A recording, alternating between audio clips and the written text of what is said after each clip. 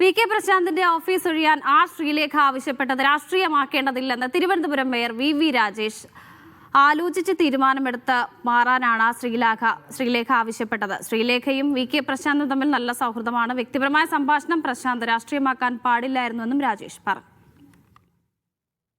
അവർക്ക് തമ്മിൽ നല്ല അടുപ്പമുണ്ട്. അടുപ്പമുള്ളപ്പോഴേക്കും എനിക്ക് അവിടെ കുറച്ച് സ്ഥലപരിമിതിയുണ്ട്, നിങ്ങൾക്ക് എന്തെങ്കിലും ഓൾട്ടർനേറ്റീവ് ഉണ്ടോ?